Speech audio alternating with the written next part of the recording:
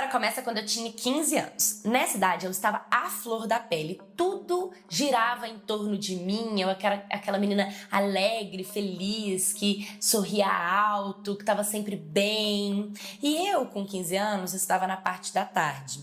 E tinha um rapaz que a gente sempre se esbarrava quando ele estava chegando à noite. Então eu estava saindo à tarde, ele estava chegando para o período noturno. Foram várias trocas de olhares, foram vários dias se paquerando, até a gente trocar mensagem no Facebook. Ali eu descobri que ele era 3 anos mais velho, estava terminando o ensino médio, e a gente começou a ter vários encontros assim, muito inocentes. Nós começamos a roubar beijo um do outro, uma coisa bem gostosa de ser vivida. Depois a gente ia em sorveterias, tinha esses encontros mais românticos. Eu tava super feliz com o que a gente tava desenvolvendo. Até que um dia ele me convidou, né, veio o convite pra poder assistir um filme na casa dele. Aí eu falei, tudo bem. Fui pra casa dele, cheguei lá. E aí a gente tava juntos, as coisas começaram a esquentar.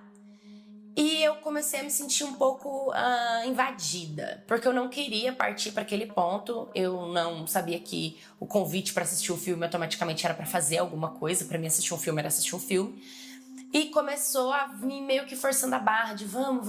Ele tentava de todos os jeitos, eu até que tentei. Na hora de ir, começou aquela coisa. Eu já tinha uma vida sexualmente ativa, mas eu não queria mesmo. Então eu comecei a ficar muito desconfortável. Falei pra ele, para. E teve uma hora que eu falei, para! Aí ele assustou comigo, sabe? E olhou assim, eu falei, caraca, tô pedindo pra você parar. E ele falou, nossa, eu achei que você tava fazendo charme. Isso ficou marcado na minha cabeça. Eu tava falando que tava incomodada e na cabeça dele eu tava fazendo charme. Ele pediu desculpa, falou que não sabia que eu tava me sentindo mal. Eu falei que tava tudo bem, me vesti e fui embora pra minha casa.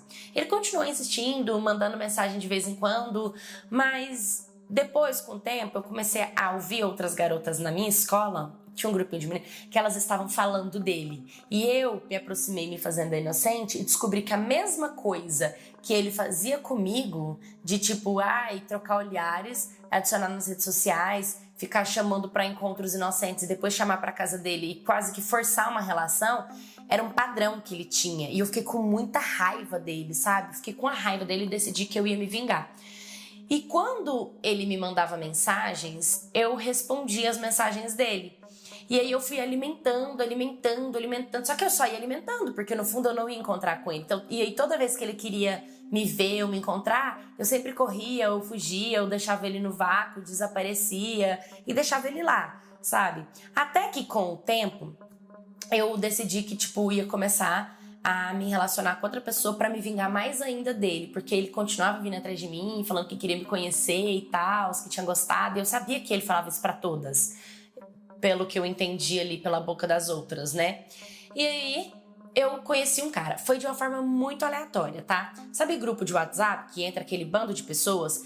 O cara viu minha foto, me mandou um oi, eu vi a foto dele, achei ele bonito, sabe? Começamos a trocar mensagem no WhatsApp, ele me adicionou nas redes sociais, eu gostei das fotos dele, aparentemente um cara legal, mais velho também, né? Dizendo ele que tinha 21. Só que os meus pais eram contra e eu não conseguia meio que falar não pra ele. Então eu comecei a matar aula, eu comecei a fugir de casa, eu comecei a mentir pros meus pais, tudo pra ver ele. E eu nunca tinha feito isso antes, então eu estava, digamos, inteiramente apaixonada, porque esse rapaz, ele era muito carinhoso, ele era amoroso, ele era inteligente, ele era atencioso, e pra nós que somos mulheres, quando a gente vive dentro de uma carência e recebe isso, eu me derreti por ele, né? Então, pra mim, eu queria ficar com ele. Os meus pais, vendo que eu não ia abrir mão do relacionamento, decidiram concordar com a relação, porque antes eles aprovando a relação e eu tendo um relacionamento ali debaixo do nariz deles, do que eu tendo uma relação escondida. Então ali naquele momento eu pensei, eu venci. Eu tô com um cara que eu quero, os meus pais me autorizaram a namorar, então eu não tô namorando escondido, tô me vingando do carinha lá do boyzinho da escola, porque ele tá vendo que eu tô namorando com um cara que tá me tratando igual uma princesa. E aí é que a minha casa caiu. Porque pelos 6 primeiros meses o meu relacionamento foi de filme, foi aquela coisa mais romântica. Só que com o tempo ele começou a mostrar quem ele era. Uma pessoa controladora, uma pessoa possessiva. E aí, o que que acontecia? Quando eu ficava desconfortável com ele, eu decidi que eu ia terminar. Só que ele devia dinheiro para minha família. E por ele dever dinheiro para minha família, eu meio que me responsabilizei por isso. É como se eu tivesse pego essa dívida para mim. Então, eu prometi para mim mesmo que eu só terminaria com ele o dia que ele quitasse, que ele pagasse a minha família. Porque aí eu teria certeza que eu fiz um bom trabalho, porque foi eu que coloquei ele na família, a família empresta dinheiro, a gente termina, ele não paga. Eu me senti como se eu fosse responsável, culpada por esse empréstimo que não teve nada a ver comigo, mas que eu estava envolvida no meio. E ali eu fiquei durante bastante tempo. E a nossa relação foi ficando de mal a pior. E até ele pagar, eu fui empurrando assim, sabe? Quando ele quitou, quando ele pagou a minha família, que eu finalmente estava livre para terminar esse relacionamento com ele, ele simplesmente começou a fazer um show. Ele começou a chorar. E aí ele fazia show, ele ia na minha porta, ele falava que ia se matar, ele falava que estava tomando remédio, sabe? E ele começou a não só me preocupar, como preocupar pessoas da minha família. E isso começou a ser um peso muito grande pra mim, porque ele se demonstrava extremamente dependente de mim, sabe? Ele queria me forçar de algum jeito, ficar com ele, né? E eu empurrei, carreguei esse relacionamento por mais 2 anos, sabe? Por mais 2 anos, me sentindo extremamente perdida se eu realmente estava fazendo a coisa certa, me sentindo extremamente mal amada. Era muita briga, era muito desentendimento, eu não suportava mais toda aquela situação, sabe? Pra mim, eu tava de saco cheio, porque eu não gostava dele, assim, eu não via mais amor nele, ele demonstrava, ele criou essa dependência por mim, e eu, sabe, acabava acreditando nessas dependências dele, e a gente acabava mantendo a relação por conta disso e não por conta do amor. Então, o que sustentou nossa relação por muitos anos não foi amizade, amor, parceria, companheirismo, não foi. Muito pelo contrário, foram autoestima baixa, foram ameaças de suicídio, ameaças de depressão, ameaças de recaídas emocionais, ameaças de jogar um carro em frente a um caminhão, eram ameaças assim. E eu fiquei bastante mal com toda essa situação. Mas uma coisa que aconteceu, que foi o pingo d'água pra mim, é que como olha, eu tinha 15, ele tinha 21. Nosso relacionamento durou uns 3 anos. Então ele chegou ali pros 23 e eu cheguei ali nos meus 18, né? E finalmente eu fui conhecer a mãe dele, porque ele sempre foi um menino assim, tinha mais as tias, não tinha os pais. Os pais moravam em outra cidade. E finalmente, depois de anos, quando eu fui conhecer a mãe dele, que eu comecei a conversar com ela, é que eu comecei a descobrir quem ele era. Coisas do tipo, ele nunca terminou o ensino médio. Ele nunca terminou o ensino médio. Ele conseguiu um emprego, meia boca, mas ele nem terminou os estudos dele. Detalhe, quando ele me conheceu, que ele falou que tinha 21, na verdade, ele tinha 26. Ou seja, se já tinham passado 3 anos que nós estávamos juntos e era para ele estar com 24, na verdade ele estava com 29. Como que eu nunca vi isso? Como que eu nunca me liguei nisso?